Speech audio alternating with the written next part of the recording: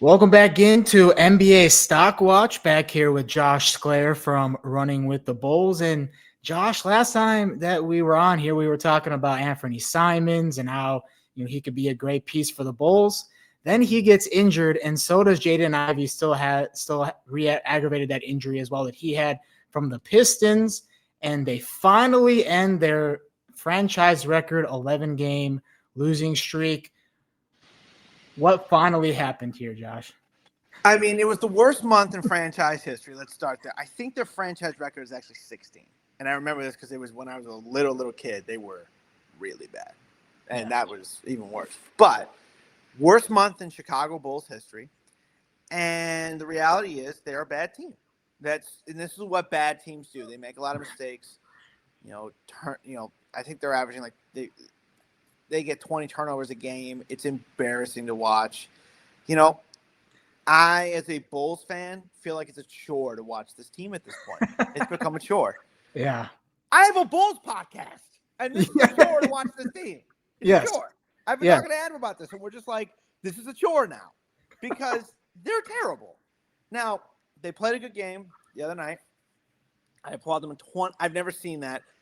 The only other time I've seen a run like that was Illinois when they played UConn in the Elite Eight. When Donovan Clingan was on that team and they just ran the table. I remember that. And they went back-to-back, and they went on like a 25-0 run. I was watching it, and I was like, Illinois got a chance, and they went on a 25-0 run. The Bulls went on a 27-0 run. That I haven't seen in the NBA. Yeah, how? Crazy. And it's the Bulls, too. It was the Bulls of all things. Like, they're going on a 27-0 run. The Bucks didn't score for 7 minutes. I've never seen that. It was crazy how bad it was. I mean, was it because Ben Johnson was there? I mean, I don't know. I don't know what it is with this guy, but wherever he goes, Chicago teams win. So fine, but I actually don't want you to show up to any games because I want us to tank. So don't go to any more games, Ben, please. I love you, but we don't want you at any more games. Yeah. But I liked what they were doing. Mons Bazelis had a very nice game. Josh Giddey, another triple-double. My guess is he'll be the all-time leader in triple-doubles as a Chicago Bull when all things are said and done. When he's there, because he's going to get 8 to 10 a year.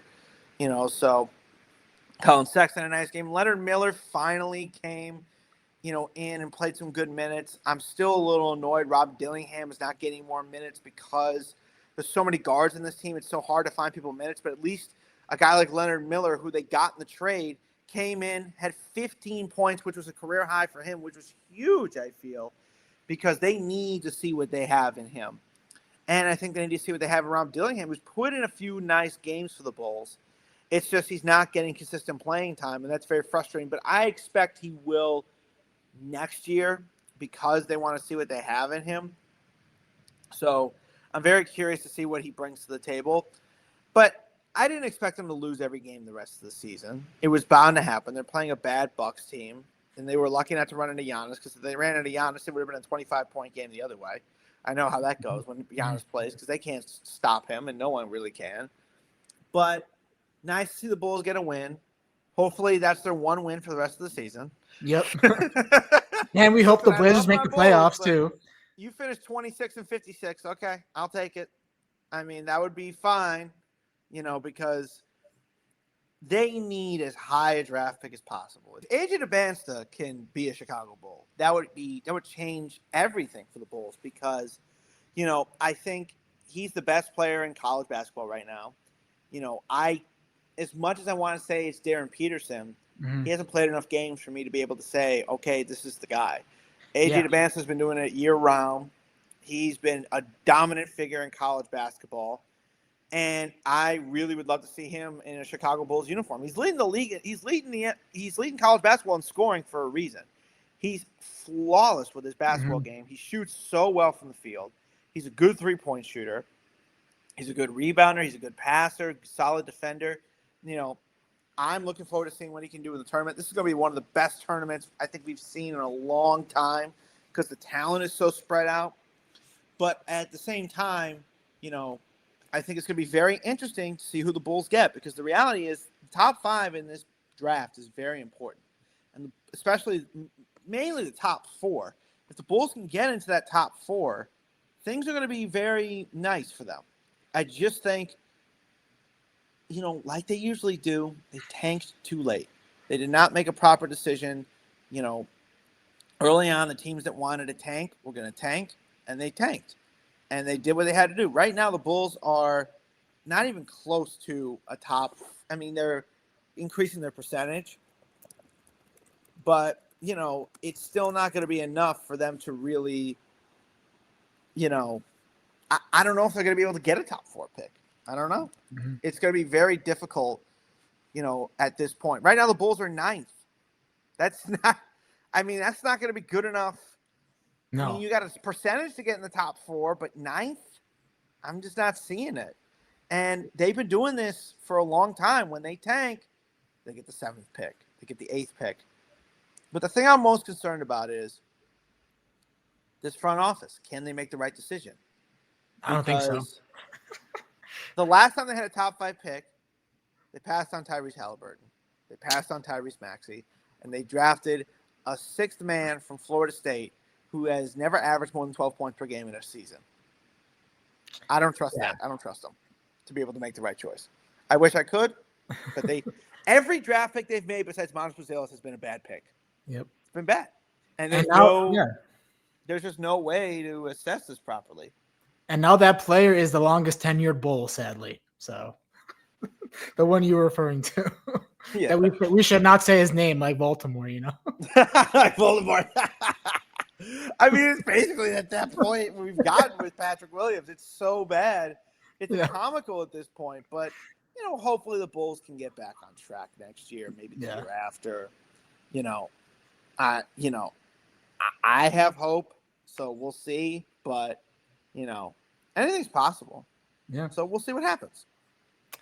Yeah, it's a joke right now with the Bulls. I mean, that's the only way you reality can of the describe situation. Yeah, it's a joke. And I agree. I agree with you on Debansa, having watched Darren Peterson every game because I am a KU alum.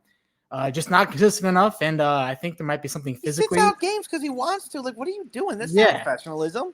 And they're just looks like paid good money. That does not mean you sit out games. These fans are coming to see you play. You're playing 30 games in the season, and you're it's sitting out. You have load management in college basketball. What are you doing? Yeah, it's messed with the flow of the team too because they almost play better without him now at this point. He's been back in the lineup, and the ball just sticks, and it's really hard to get him going now. So, I mean, it's really messing with the team. So no, and if you had him in the lineup all season, you would have figured out how to play with him rather than play around him. And they have to play around him, sort of. Kind of like teams had to play around LeBron. Like, everything has to go through LeBron. Everything's got to go through Peterson. That's fine. But come tournament time, I don't think they're going to make a big run because I don't think they're going to have the chemistry to be able to make a big run. Yep, sad as a KU fan. A lot of question marks going forward. But we've been too negative for this first half of the show here. So let's get some positivity going. Jayson Tatum, according to Bill Simmons, is returning from an Achilles injury for the Celtics here this Friday, March 6th.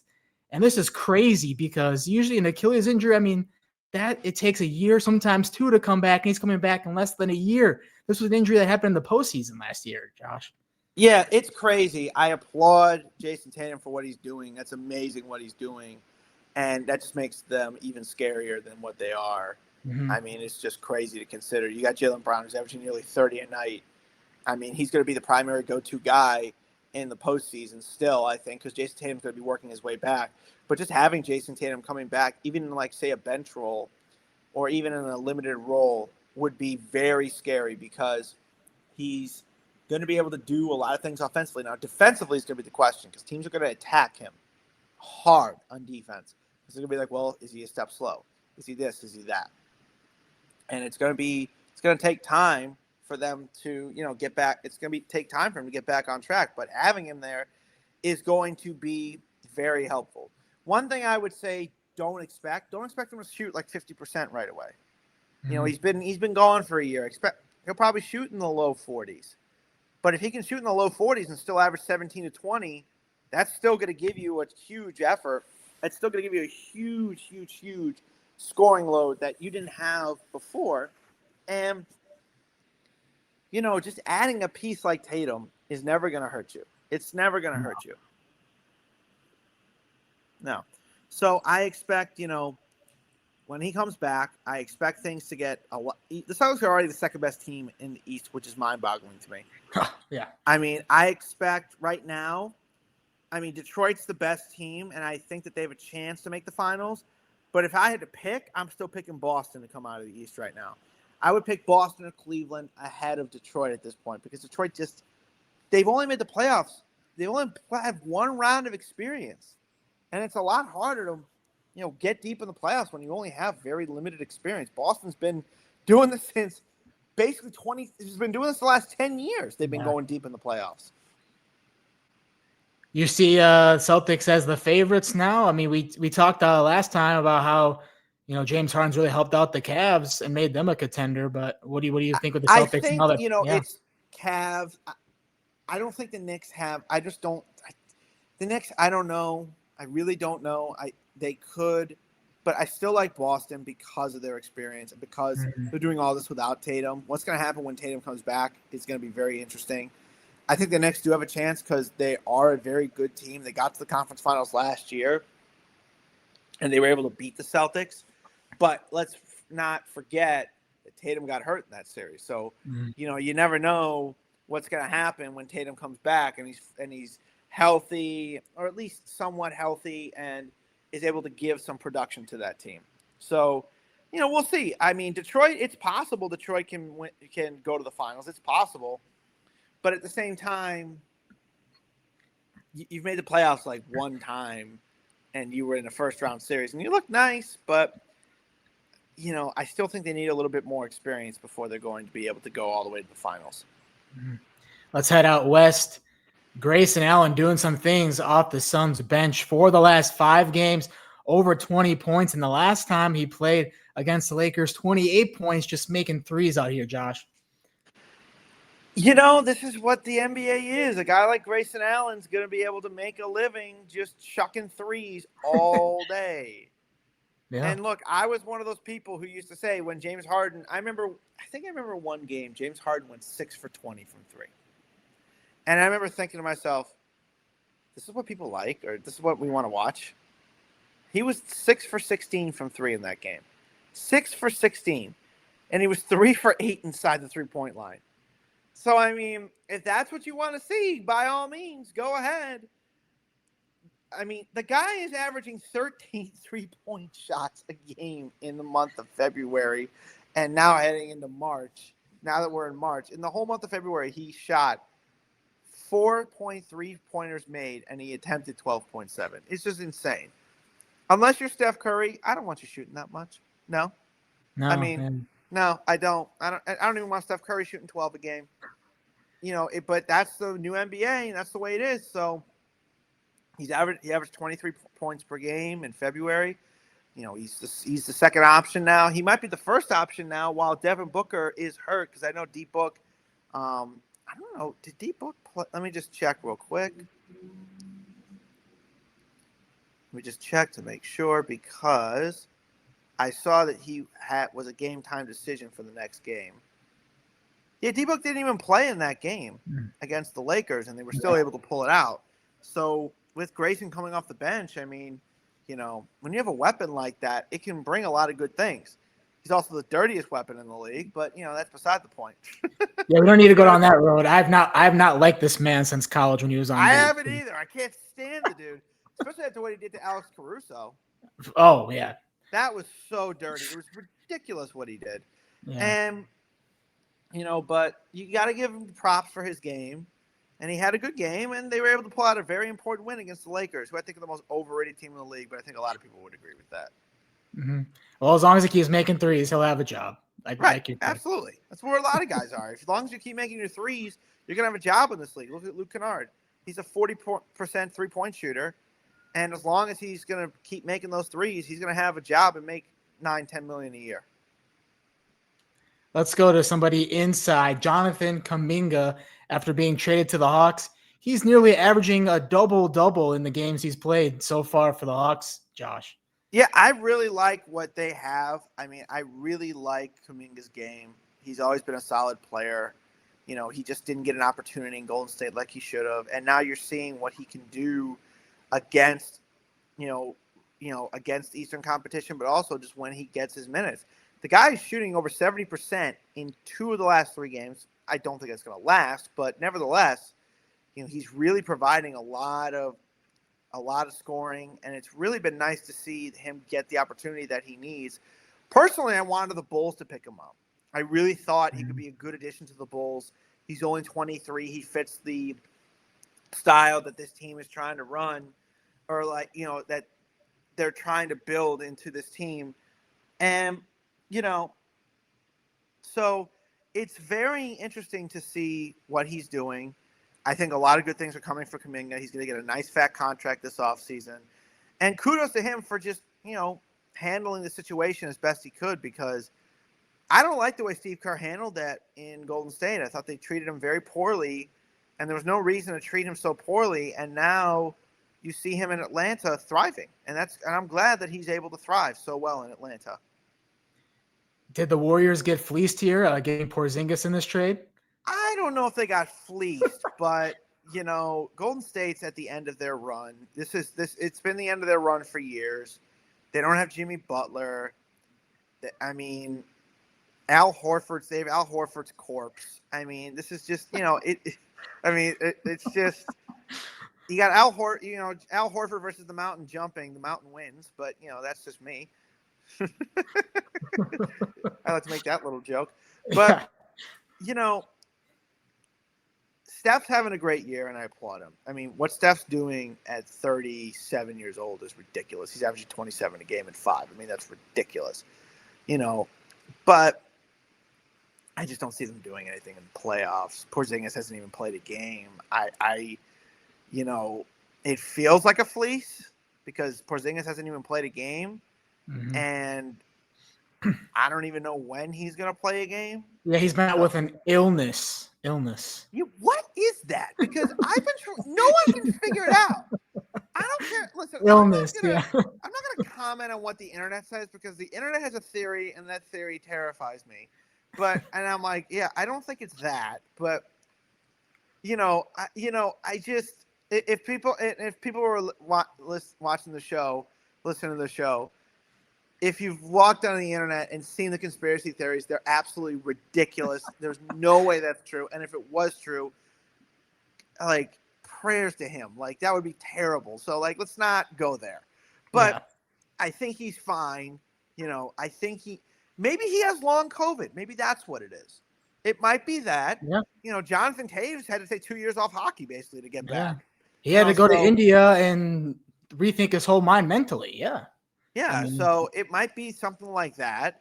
And, I think they did get fleeced because Porzingis has played 1 game for them so far. So, I mean, what are you supposed to do, when you've only played 1 game and you've played 17 minutes for the whole team so far? So if he doesn't play that much going forward, and he's always had injury problems, then I think it's a fleece for sure. Absolutely. Oh, yeah. Well, there's your 3 players post NBA All-Star break. Jonathan Kuminga, Grayson Allen, and Jayson Tatum coming back from that Achilles injury way faster than anybody expected. Supposed to make his turn March 6th this Friday against the Mavs. Josh, what else we got coming up on Running with the Bulls this week? I know there's not a whole lot of positive things to talk about, but what are we talking about? Well, we're definitely going to talk about what's going on. We're going to talk about the win, and hopefully, what we can do is bring some positivity to the episode, because there hasn't been anything positive to talk about. Yeah, is there anything positive besides the win? I mean, we're trying here. I mean, it's hard, man. It's hard out there in these Bull streets. It's hard. It's hard on Madison Street. It's tough on West Madison. Yeah, let's just hope that also the Blazers make the playoffs, because absolutely then the Bulls get a guaranteed lottery pick. I mean, how about that? If the Bulls get 2 picks this year, I would not be surprised if they try and trade both those picks to trade up. It wouldn't surprise me. And they have to consider that, because they need a top pick. Let's say they get pick 5. If you have pick 5 and pick 16, you could maybe move up 1 spot or 2 spots. You could.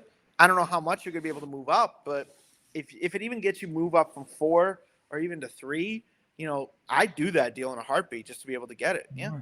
So let's see what happens. Fingers crossed that the Blazers make the playoffs. Fingers crossed. Fingers crossed the Blazers make the playoffs.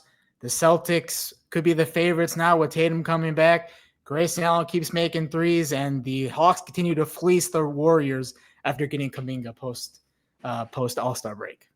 It's going to be very interesting to see. It's going to be a fun NBA playoffs. I'll say that. Yes. I'm glad the Bulls are not going to be involved in the play-ins. Thank God. Yes, that tradition is over and done with. Thank God. Thank God. It might not be done next year. Oh, I'm not saying it's done.